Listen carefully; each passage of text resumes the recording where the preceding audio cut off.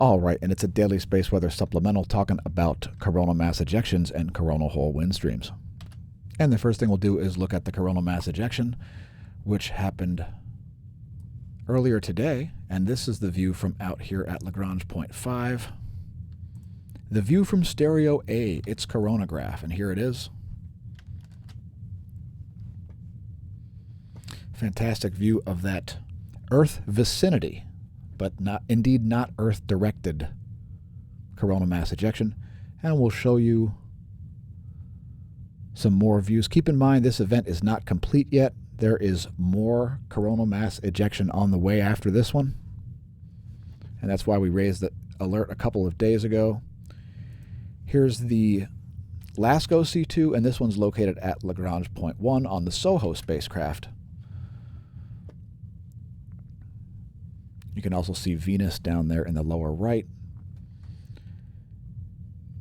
And we may have a small Earth-facing component here. It's quite minor, though.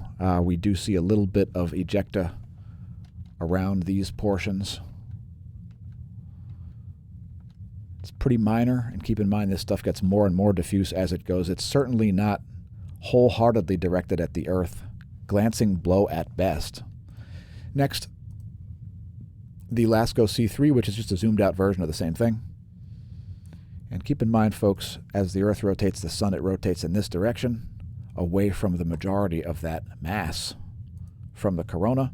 And also keep in mind that there is additional ejecta about to erupt. So just back to the stereo A coronagraph again at Lagrange point 5. Stereo A spacecraft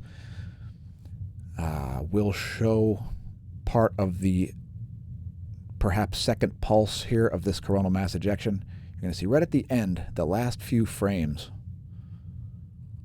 right in that area. Let me bring it to the last frame here for you. Right there, you can see that rather sudden protrusion in the last few frames, actually it is. And that's most likely to eject also. And without further ado, how about some imagery of the Sun directly? And here it is just today. You'll see this coronal mass ejection came from this area down here. And again, there is additional ejecta about to erupt. So we'll be keeping an eye on it. And when I say eye on, well, the pun is intentional. And here's a couple other views for your viewing pleasure. And before we show those additional images of the Sun here, quick analysis of the real-time solar wind. I actually missed this one in the daily space weather. Look at how this graph has been expanded here. We're all the way up to 30 nanotesla on that scale. And that is because as the coronal hole wind stream density subsided and velocity increased, in other words, the main part of the stream showed up, check out the sudden shift in the BT-BZ, folks.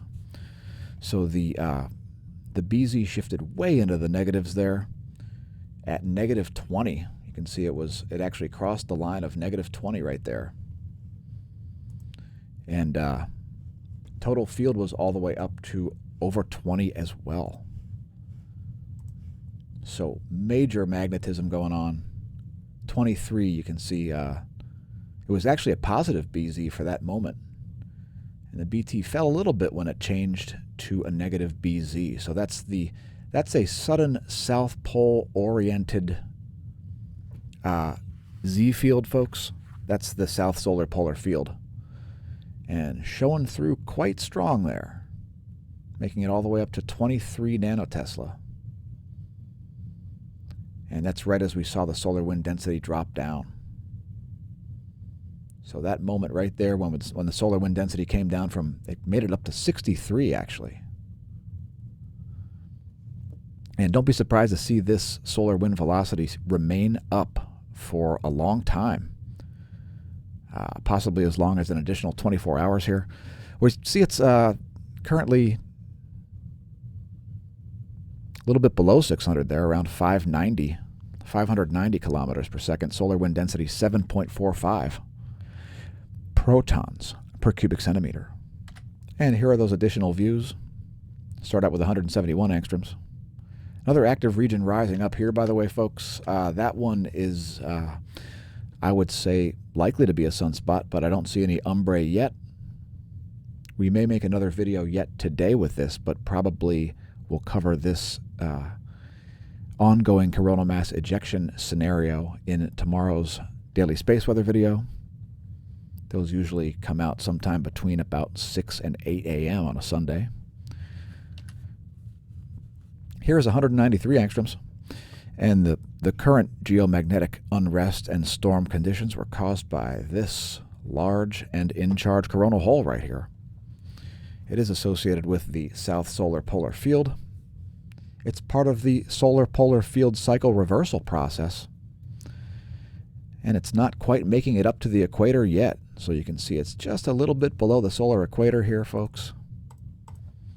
And last but not least, here's 94 angstroms.